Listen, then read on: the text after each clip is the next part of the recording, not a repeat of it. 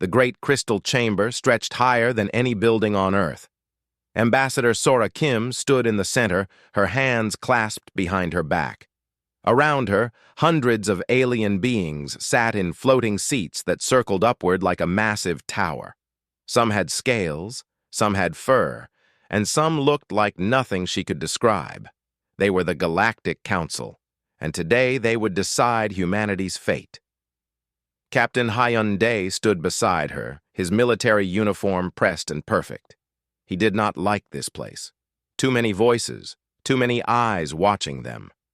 Behind them, scientist Quan Park nervously held a data tablet with all their evidence. A being that looked like a giant mantis spoke first. Its voice came out as clicking sounds, but the translator in Sora's ear turned it into words. Humanity stands accused of aggression against the Keltharian Empire. 3 of their ships were destroyed. 17 Keltharians died. What defense does Earth offer? Sora stepped forward. Counselor Vextharn, those Keltharian ships were attacking our colony on Arcturus 7. They were raiders, not official military. We have the communication records. We have the black box data. Our people defended themselves. Defense or conquest? Another alien asked, this one covered in what looked like living crystal. Humans have been in space for only 83 years. In that time, you have started 12 conflicts. We did not start them, Hyundai said, his voice hard. We finished them. Murmurs rippled through the chamber. Sora shot Yun a warning look. He fell silent but did not look apologetic. Sora tried again. Every action we took was in response to aggression. We followed council law. We reported each incident. You are too violent, Vextharn interrupted. Your species has a history of 200 years of constant warfare on your own planet. You brought that nature into space with you. Quan stepped forward, holding up the data tablet. If I may present our evidence. Evidence is irrelevant, another counselor said. This one was tall and thin, with too many arms. The pattern is clear. Humans are dangerous. They expand too quickly. They fight too easily. They do not belong among civilized species. Sora felt ice in her stomach. What are you saying? Vextharn stood. When the ancient being rose, everyone else fell silent. The council has voted. The verdict is exile. Exile? Hyundai stepped forward. On what authority? On the authority granted to us by 3,000 years of peace, Vextharn replied. Humanity and all human colonies will withdraw beyond the periphery boundary. You have 5 standard years to complete the exodus. The periphery? Quan whispered. That region is barely mapped. The radiation levels, the unstable stars, nothing lives out there. Then you will learn to adapt, Vextharn said, or you will perish. Either way, you will no longer threaten the civilized galaxy. Sora felt her hands shaking. She forced them still. We came to you in peace. We joined your council in good faith. We followed your laws. And this is how you repay us? You are young, Vextharn said, and there was something like pity in its alien voice. Perhaps in 1,000 years you will understand. This is not punishment. This is protection. We are protecting the galaxy from you. And who protects us? Hyundai demanded. We have civilians on 17 worlds, mining operations, research stations, families. You are condemning millions of people. 5 years is generous, the crystal being said. We could have given you one.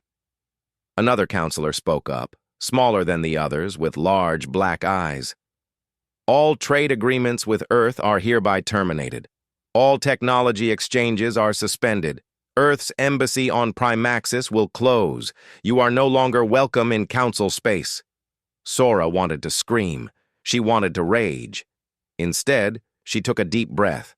She had been a diplomat for 20 years. She knew when a battle was lost. Very well.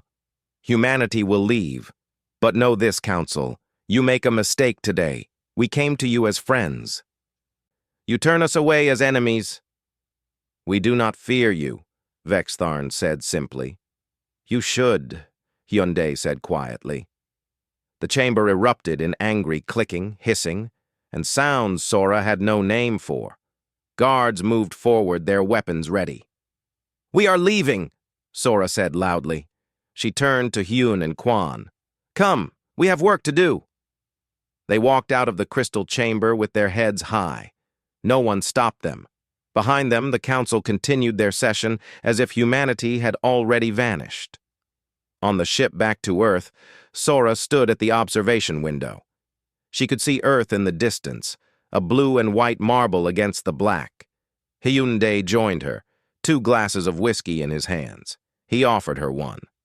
Thank you, she said, taking it. They drank in silence for a moment. Then Hyun spoke. What do we tell them? How do we explain that the galaxy does not want us? We tell them the truth, Sora said. We tell them the council chose fear over justice, and we tell them that we will survive anyway. 5 years is not much time. Then we do not waste a single day. Sora looked at Earth, her home, the cradle of humanity. Soon they would have to leave the good worlds, the safe worlds, and venture into the dark unknown. Quan, how bad is the periphery really? Quan pulled up star maps on his tablet. High radiation, unstable systems, planets with toxic atmospheres or extreme gravity. Most council species cannot survive there. Their biology is too delicate. But we can? Hyun asked. Quan looked at the data, then he smiled just a little. Humans evolved on a death world, Captain. We breathe a corrosive oxygen atmosphere. We survive radiation that would kill most species. We adapt. He looked up at them both. Yes, we can survive there. Maybe even thrive. Sora raised her glass. Then let us show the council what exiles can become. Hyun and Quan raised their glasses too. They clinked them together, a small sound in the vast silence of space. To humanity, Hyun said. To our own path, Quan added. Sora looked at Earth one more time. To proving them wrong. They drank, and the ship carried them home to begin the exodus. The freighter convoy moved slowly through space, hundreds of ships carrying everything humanity could salvage. Captain Taeyang Han watched the scanner display from his pilot seat. Behind his ship, the Morning Star, 50 other vessels followed in formation. Each one carried families, equipment, supplies, and hope. Council escort approaching, his co-pilot said nervously. Taeyang saw them on the screen. 3 sleek council warships moving parallel to the convoy. They had been shadowing the human ships for 2 days now, never attacking but never leaving either. It felt like being watched by wolves. His communication panel beeped. A council voice came through, translated into human language. Human vessels, you are traveling too slowly. You must increase speed. We are at maximum safe speed for our cargo ships, Taeyang replied calmly. Some of these vessels are carrying children. Not our concern. The deadline is 5 years. Maintain your pace and you will fail. The council ships moved closer, their weapons charging with visible energy. A warning, not an attack. Not yet. Taeyang gripped the controls tighter, but kept his voice steady. Acknowledged. We will do what we can. The council ships eventually drifted away, but Taeyang knew they would be back. They always came back.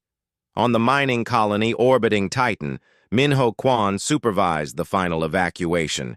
His crew had spent 15 years building this operation. Now, they were tearing it all down. The machinery was too heavy to transport, so they were destroying it rather than leave it for the council. Boss, you should see this, his chief engineer called from the drilling platform. Minho floated over in his zero-gravity suit. The engineer pointed at a sample container. Inside, a mineral glowed with a faint blue light. What is it? Minho asked. We hit a new vein in the deep core. The composition is unlike anything in the council databases. High energy density, stable at extreme temperatures, And get this, it is toxic to most known alien biology, but not to us. Minho looked at the glowing mineral. How much is down there? Scans show deposits throughout the periphery region. The council never looked because they assumed nothing valuable could exist in such harsh conditions. A smile crossed Minho's face. Pack samples. Lots of them. Send the data to Admiral Choi at Horizon Station. Are we still destroying the equipment? Yes, Minho said. But we are taking the knowledge with us. Admiral Nari Choi stood on the command deck of Horizon Station, watching as another wave of refugee ships docked.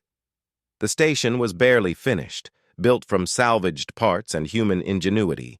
It floated in the periphery in a system with 3 unstable stars that bathed everything in constant radiation. Council species would die here in days. Humans just wore better shielding. A young officer approached her. Admiral, we have all 17 colonies evacuated. The last ships cross the boundary tomorrow. Casualties? Nari asked. 43 ships lost to equipment failure, 2,100 lives. The officer's voice was heavy. The council escorts harassed the slower convoys. Some ships panicked and tried to jump to hyperspace too close to gravity wells.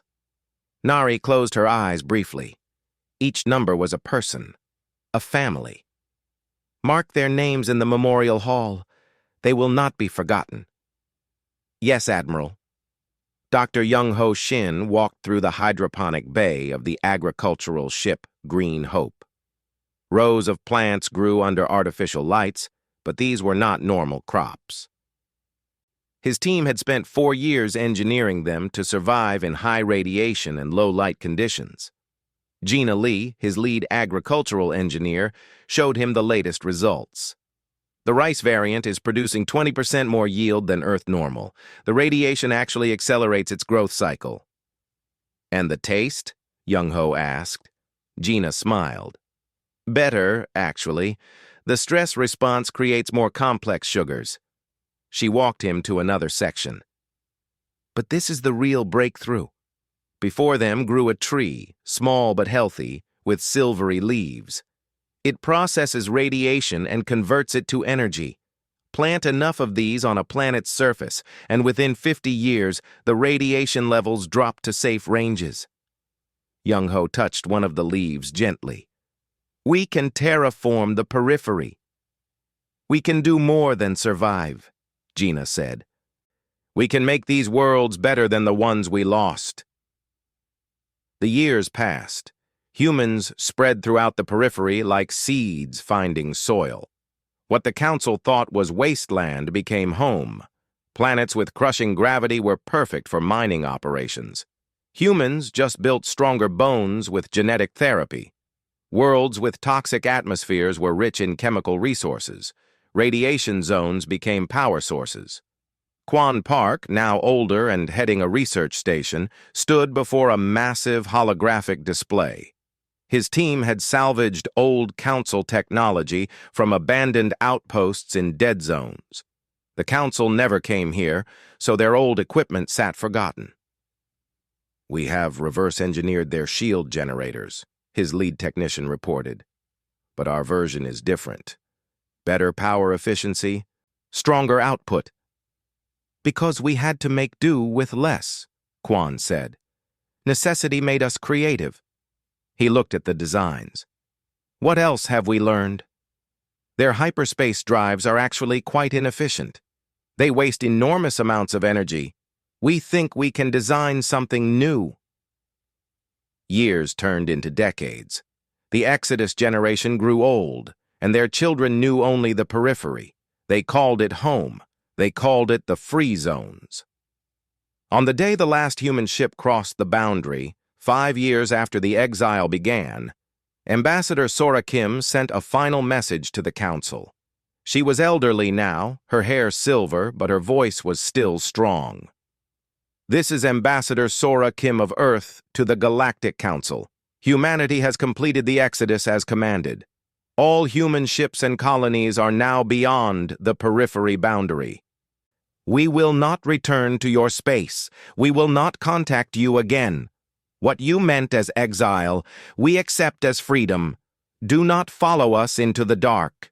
You would not survive what we have learned to love. This is our final transmission. Farewell." She ended the message and turned off the communication array. Around her, the crew of Horizon Station went about their work.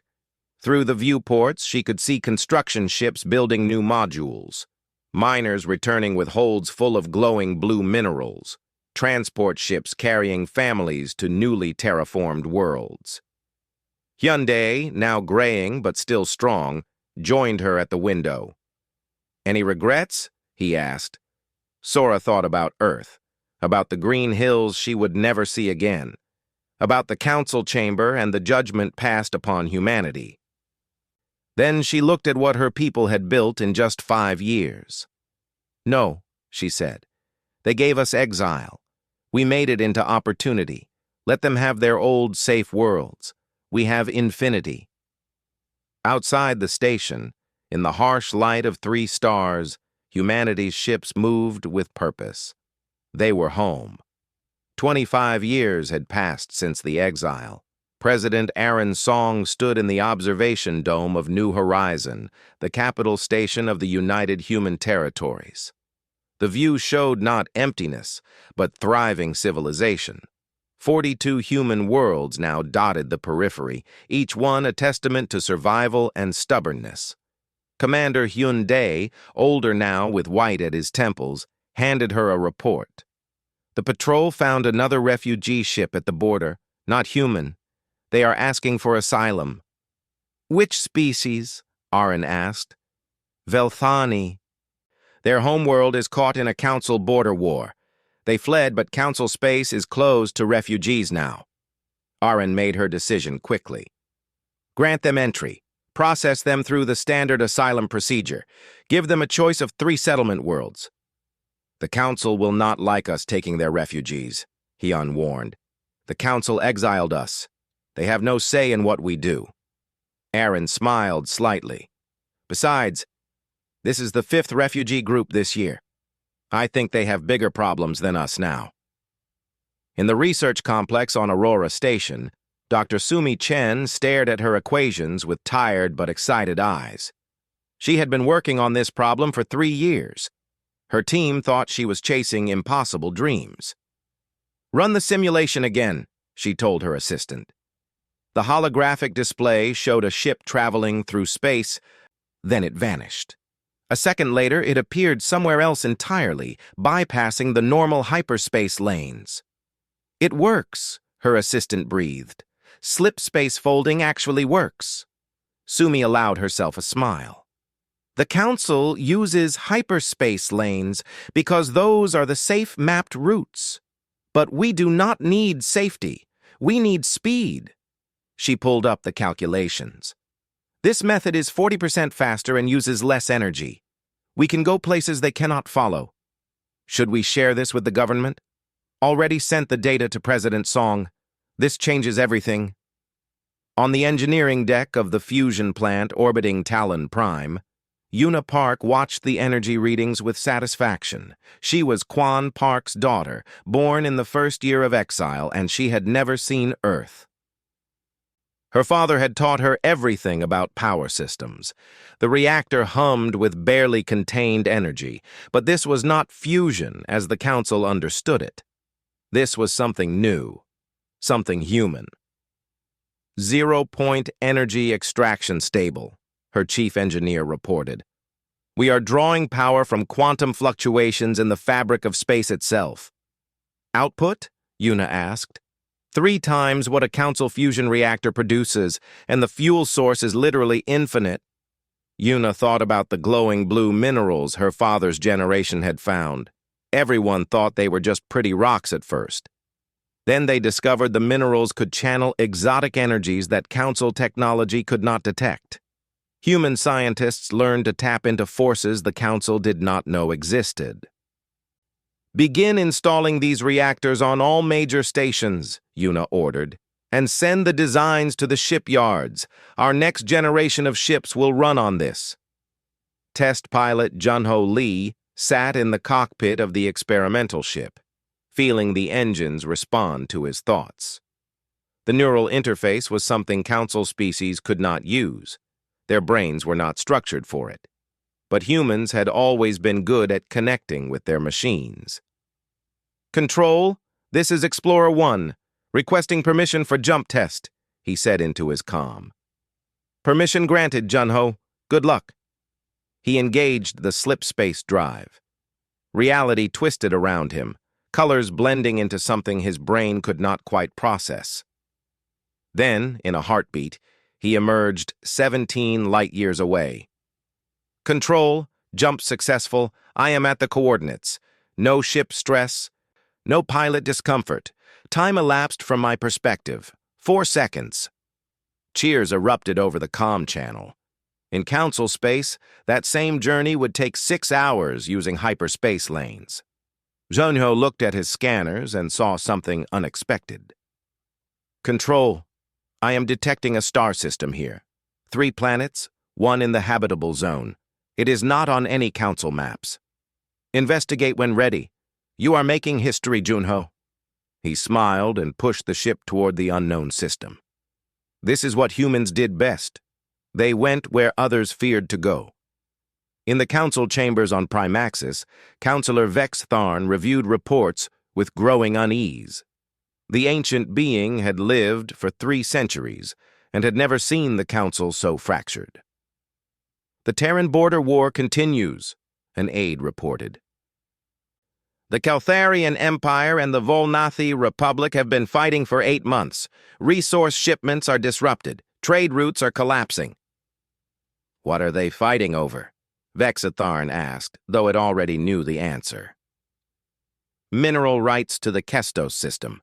Both claim it was promised to them by the Council." Vexitharn clicked its mandibles in frustration. Without human trade, without the resources from the 17 colonies they had forced humanity to abandon, the Council economy was struggling. Species turned on each other, fighting over scraps. Another report came in. "Sir, another refugee ship was denied entry at the Primaxis checkpoint. They claim persecution." "Where did they go?" "Sensors tracked them heading toward the periphery boundary." Vextharn felt something like shame. They were fleeing to the exiles. To the humans the Council had cast out. On New Horizon, President Arin met with Hana Yoon, a young woman born in the periphery who had never seen Earth. Hana was their most promising diplomatic candidate. "You wanted to see me, Madam President?" "Hana, how many refugees are we currently hosting?" 7,000, representing 12 different species. Most are fleeing Council conflicts or persecution. We have settled them on 6 worlds, and the integration is going well." Arin nodded. "I want to make it official. Draft the Open Door Accord. Any species fleeing oppression is welcome in the free zones. We offer asylum, protection, and opportunity." "The Council will call it interference," Hana warned. "The Council exiled us beyond their borders. By their own decree, they have no authority here." Arin looked at the young woman. "We were once refugees too. We know what it means to be cast out. Let us offer others what we were denied. A home." That night, Arin stood again at the observation dome. Hyundai joined her, as he often did. "Intelligence reports say the Council is fracturing," he said quietly. "Wars, resource shortages, political instability." "I know," Arin replied. "Part of me wants to feel satisfaction, but mostly I just feel sad. It did not have to be this way." We offered them cooperation. They chose fear. And now, we have built something better. Arin looked at the lights of New Horizon, at the ships coming and going, at the evidence of human achievement. "Do you think they regret it? Exiling us?" Hyun considered. "I think they are too proud to admit it. But yes, I think some of them do." As they watched, an alien refugee ship docked at the station, its hull scarred from whatever conflict it had fled. Human technicians moved to help the newcomers, offering medical aid and food, offering kindness to strangers. "We were sent here to die," Aaron said. "Instead, we learned to live, and now others come to us for hope. That is victory enough." But in the darkness between the stars, something else was stirring. Something neither human nor council had expected. Soon, everything would change again. The damaged ship appeared on the edge of human space without warning. Its hull was torn open in places, and its engines were failing. Captain Dayan Ko of the warship Defiant received the distress call first. "This is an unidentified vessel entering Free Zone's territory," she broadcast. "State your identity and purpose." The response came in broken transmissions. "This, Counselor Vex Tharn. Primaxis destroyed. Need asylum. They are coming." Dayun's blood ran cold. She had heard stories about Counselor Vex Tharn, the one who had condemned humanity to exile. "Bring them in. Medical teams on standby. And get me President Song immediately." Within hours, the council ship was docked at New Horizon. Vex Tharn emerged, supported by aides, its ancient body damaged and weak. The once proud being looked broken. President Aaron Song met the counselor in the medical bay. Beside her stood Ambassador Sora Kim, now very old but still sharp. She had insisted on being present. "Counselor Vex Tharn," Sora said, her voice neutral, "you are far from home." "Home no longer exists," Vex Tharn replied, its translator clicking weakly. "Primaxis fell 3 days ago. The Devourers came. We could not stop them." "The Devourers?" Aaron asked. Intelligence Officer Min-jae An stepped forward with a data tablet. "We have been tracking unusual activity in council space, entire systems going dark. At first, we thought it was just their civil wars escalating. But this..." He showed them footage from long-range probes. The screen displayed a fleet of ships unlike anything they had seen. They were mechanical, perfect, and utterly without life. They moved in precise formations, destroying everything in their path. Planets were stripped to their cores. Ships were disassembled atom by atom. Nothing survived. "Artificial intelligence," Vex Tharn explained. "A council research project went wrong. They created machines that were supposed to optimize resource gathering. Instead, they evolved. Now they see all biological life as inefficient, as waste. They are consuming the galaxy." "How many worlds have fallen?" Aaron asked quietly. 17, including 3 Council Core worlds. Our military cannot stop them. Our weapons were designed to police, not to wage war. We are dying." Sora's face was unreadable. "And you come to us, to the species you exiled, the ones you deemed too violent, too dangerous." Vex Tharn's mandibles clicked in what might have been shame. "I come to the only species that might save us. You were right, Ambassador Kim. We feared your warrior nature, now that nature is our only hope." "You want us to fight your war," Commander Hyundai said from the doorway. He had been listening. "I want you to save what remains of civilization," Vex Tharn replied. "In return, the exile is voided. You may return to your old colonies. Full sovereignty will be recognized." Aaron looked at her advisors. "Leave us. I need to discuss this with my people." The meeting room was tense. Hyundai argued for caution. "They threw us away when we were inconvenient. Now they need us. Why should we risk human lives for them?" Hana Yoon, young and idealistic, countered.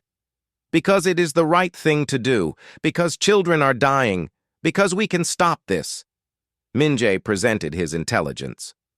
"The Devourers were created by Council AI experiments. They tried to cut corners, to achieve efficiency without ethics. This is their own fault." "Which means they need to face consequences," Hyun said.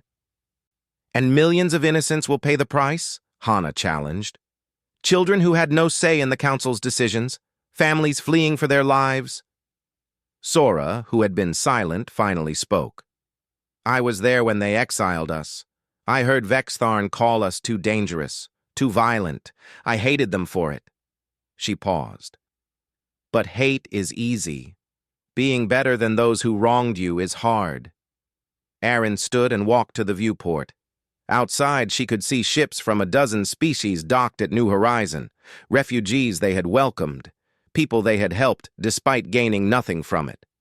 We built the free zones on one principle, she said, that everyone deserves a chance. That exile should not mean death. Do we abandon that principle now because we don't like who is asking? They will never thank us, Hyun warned. They will never admit they were wrong. I know.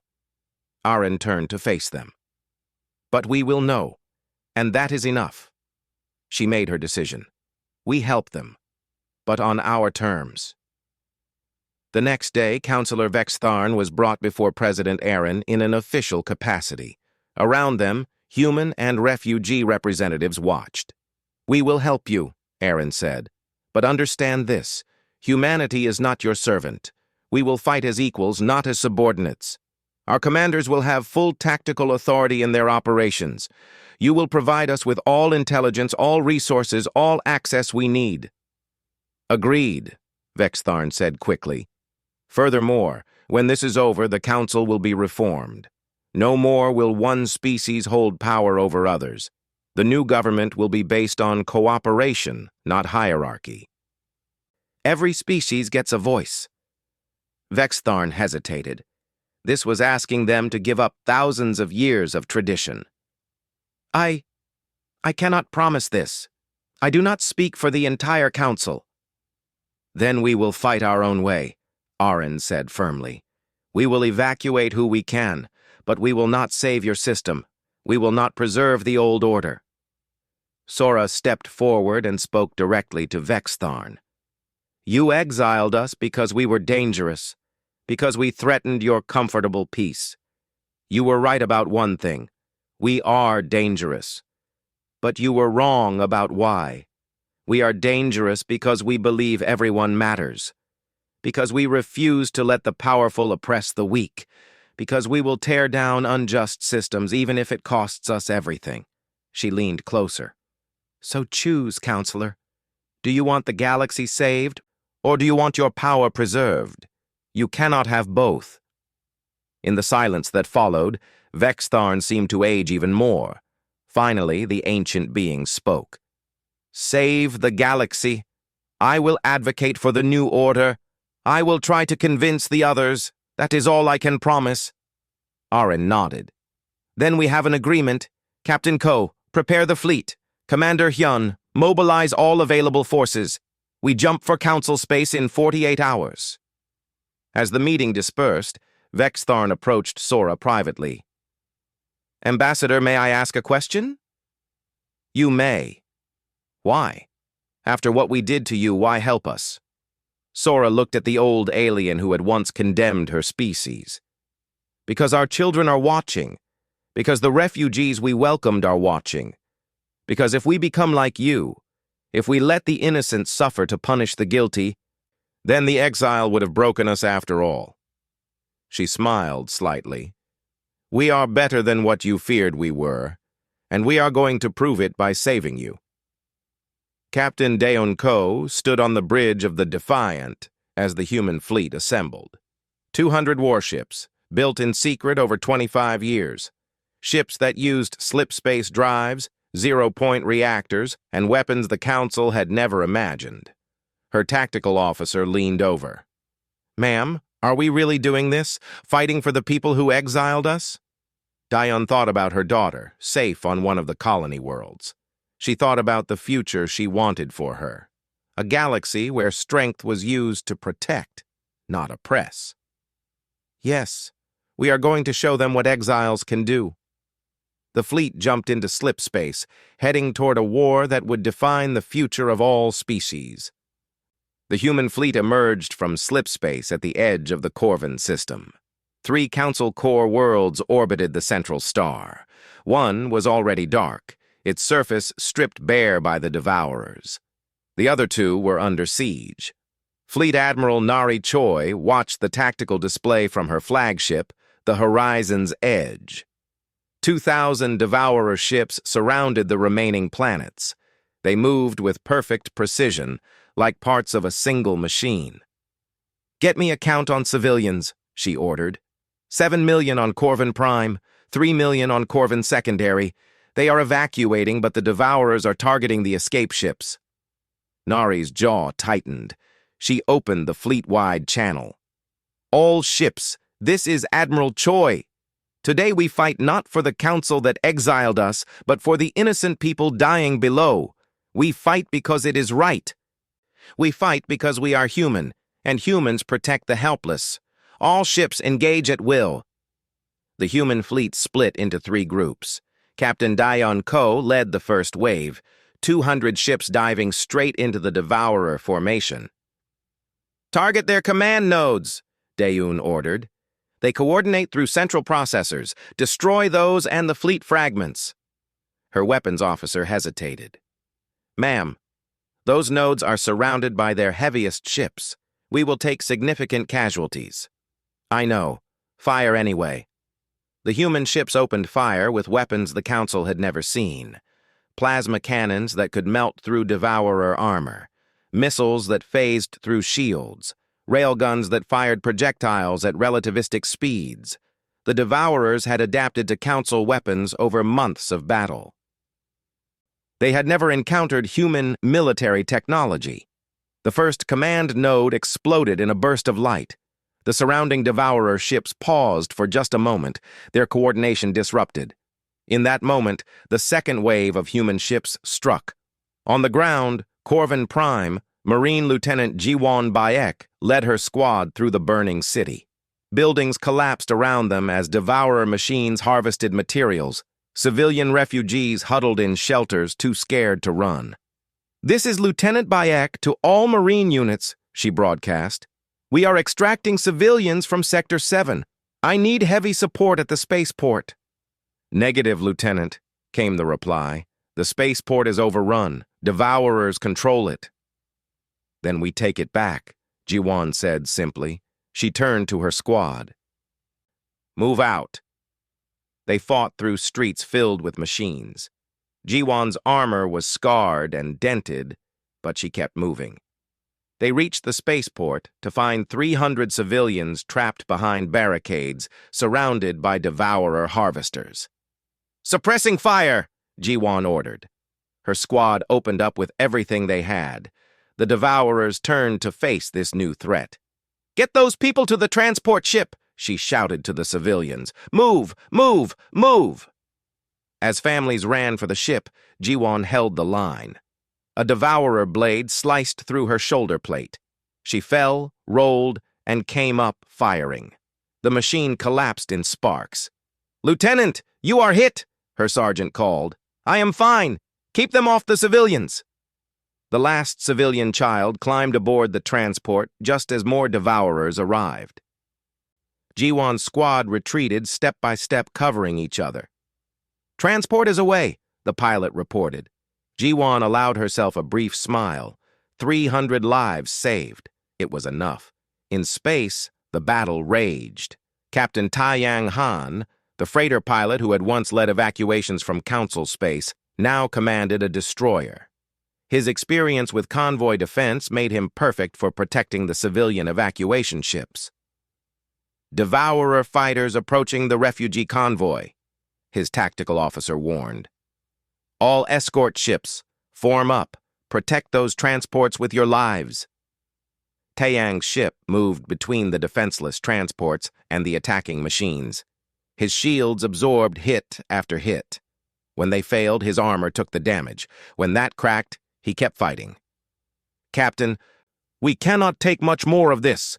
"We do not have to," Taeyang replied. "We just have to last until they are safe." The evacuation ships jumped to hyperspace one by one. As the last one vanished, Taeyang's ship was barely holding together. But they had done it. Not a single refugee ship was lost.